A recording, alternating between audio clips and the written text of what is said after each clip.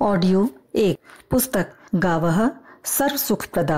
लेखक वेदमूर्ति तपोनिष्ठ श्री राम शर्मा आचार्य। टॉपिक समस्याएं अनेक किंतु समाधान एक। उपरोक्त समस्याओं का समाधान करने में मानव की सामर्थ्य जवाब दे गई है।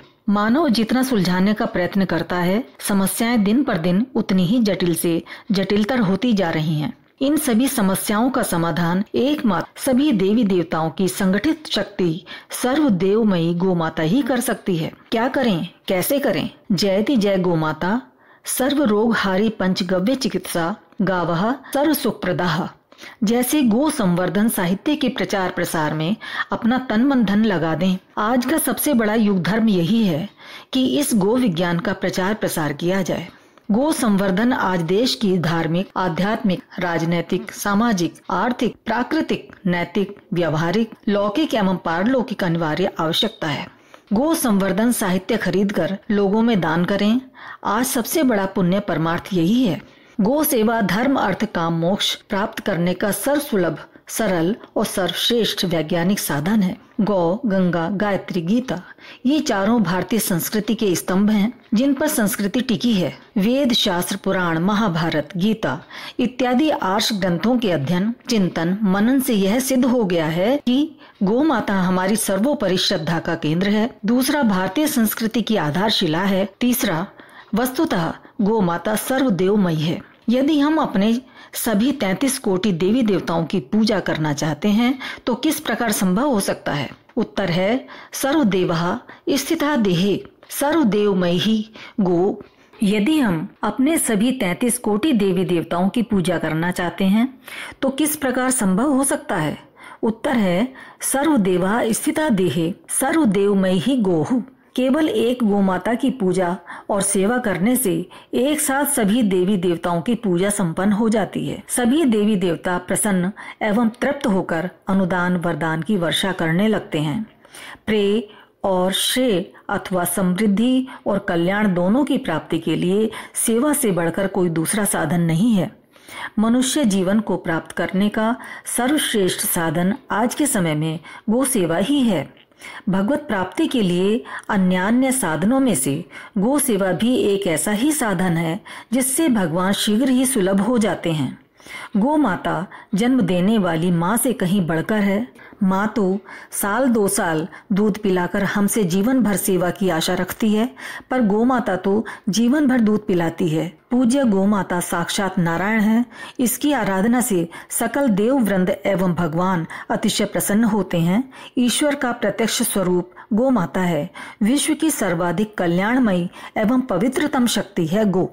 भक्ति, मुक्ति और शक्ति का स्रोत गो सेवा है। लक्ष्मीश्च गोमये नित्यम पवित्रा सर्व मंगला। गोबर में परम पवित्र सर्व मंगल में श्री लक्ष्मी जी का निवास है, जिसका अर्थ यह है कि गोबर में सारी धन संपदा समाई हुई है। गौ यज्ञ देव संस्कृति का मूर्त रूप है। लोक कल्याण के लिए किया गया प्रत्येक कर्म यज्ञ स्वरूप ही है।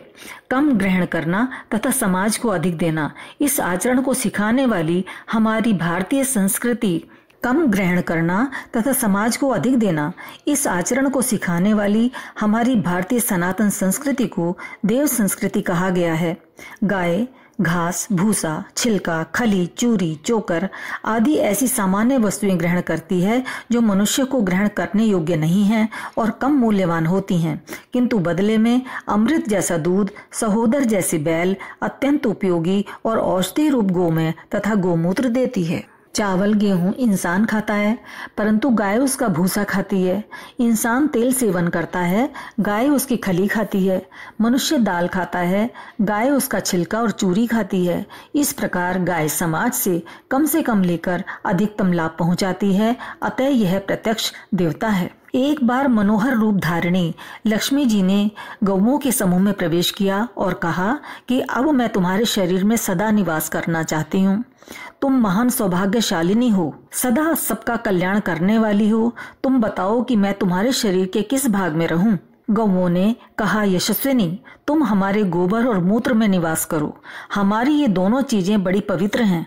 तभी से गोबर एवं गोमूत्र में लक्ष्मी जी का निवास हो गया। जब तक हम लोग गोबर एवं गोमूत्र का सर्वश्रेष्ठ उपयोग नहीं करेंगे, तब तक भारत की समृद्धि नहीं आएगी। मातरः सर्वभूतानां गावः सर्वसुखप्रदाः।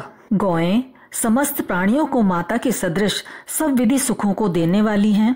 ईश्वरः स गवाम मध्ये। गौ के मध्य में ईश्वर की उपस्थिति होती है। संपूर्ण गोवंश परम उपकारी है। सबका कर्तव्य है कि तन मन धन लगाकर गोहत्या पूर्ण रूप से बंद कराएं। भारत में गोवंश के प्रति करोड़ों लोगों में आस्था है। उसकी उपेक्षा नहीं की जानी चाहिए। गोरक्षा से बढ़कर कोई धर्म नहीं, गोहत्या से बढ़कर कोई पाप नहीं। कुरान शरीफ में गोरक्षा के उपदेश, अकर मुल बकर फाई नाहा सैयदुल बहाइसा, अर्थात गाय की इज्जत करो क्योंकि वह चौपाओं का सरदार है। गाय का दूध, घी और मक्खन शिफा अमृत है। गोश्त बीमारियों का कारण है। कुरान शरीफ पारा 14 रुकवा 7 से 15। ईसाई धर्म संस्थापक ईसा मसीह कहते हैं, तू किसी को मत मार, तू मेरे समीप पवित्र मनुष्य बनकर रह। एक बैल या गाय को मारना एक मनुष्य के कत्ल के समान है। ईसाई हयाद 66:3। सिख धर्म में गो भक्ति, यही देव आज्ञा तुर्क गाहे खपाऊं, गौ घात का दोष जग स्यूं मिटाऊं। महर्षि दयानंद सरस्वती आर्य समाज। गाय की हत्या करके एक समय में 20 व्यक्तियों को भोजन कराया जा सकता है, जबकि वही गाय अपने पूरे जीवन काज में कम से कम 20,000 लोगों को अमृत तुल्य दूध से तृप्ति और स्वास्थ्य प्रदान कर सकती है। बौद्ध धर्म और गौ जैसे माता पिता, भाई बहन, कुटुंब के परिवार के लोग हैं, वैसे गायें भी हमारी परम मित्र हैं, परम हितकारिणी हैं, जिसके गव्य से दवा बनती है। भारत की सबसे बड़ी समस्याएं गरीबी, बेरोजगारी और बीमारी हैं, जो दिन पर दिन बढ़ती जा रही हैं। कोई सरकार, राजनीतिक दल, धार्मिक संस्था, सामाजिक संस्था, नेता या व्यक्ति इन समस्याओं को दूर करने में समर्थ नहीं है। आजादी के बाद 55 वर्षों में यह सिद्ध हो चुका है। 1-2 गायें एक परिवार की परवरिश कर सकती हैं। एक गाय के गोबर, गोमूत्र एवं गोदुग्ध का समुचित उपयोग करने पर इतनी आय हो सकती है कि एक परिवार की परवरिश हो सके। पंचगव्य से 108 रोगों का सफल सरल इलाज हो सकता है। नेडेप विधि से खाद बनाने पर गोबर की उपयोगिता 120 गुना बढ़ जाती है। कामधेनु खाद द्वारा ही रासायनिक खाद का प्रयोग बंद कर धरती माता को बंजर होने से बचाया जा सकता है। प्रसन्न होने पर गायें सारे पाप ताप को धो डालती हैं और दान देने पर गायें स्वर्ग लोक को ले जाती हैं। यही विधि पूर्वक पालन करने पर वैभव, धन या समृद्धि का रूप धारण कर लेती हैं। गायों के समान संसार में कोई भी संपत्ति या समृद्धि नहीं है। गौ, गंगा, गीता और गायत्री ये 4 सनातन देव संस्कृति के स्तंभ हैं। इन चारों की स्थिति बड़ी दयनीय हो गई है। गंगा प्रदूषित हो रही है। गीता के उपदेश को जीवन का अंग नहीं बनाया जा रहा है। गायत्री के दर्शन, फिलॉसफी को व्यवहार में नहीं उतारा जा रहा है। सभी को सभी प्रकार के सुख देने वाली गोमाता लाखों की संख्या में रोज काटी जा रही हैं। दुख का यही कारण है। जब तक समस्त भारत देश में जन जन के मानस में गोपालन, गोभक्ति पूर्ण रूप से नहीं जागृत होगी, तब तक इस राष्ट्र का कल्याण सर्वतोभावे नहीं हो सकता।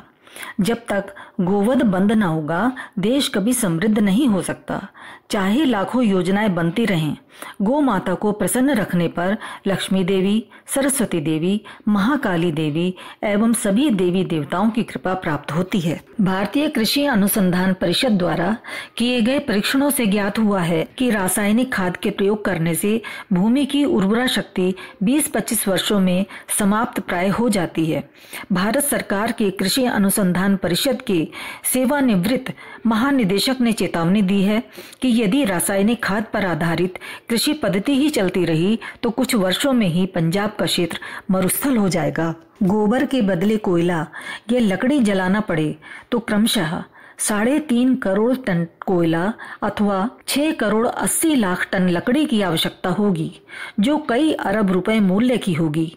पर्यावरण की चिंता करने वाले लोगों को यह भी विचार करना चाहिए कि 3.5 करोड़ टन कोयला फूंकने से पर्यावरण पर कैसा प्रभाव पड़ेगा।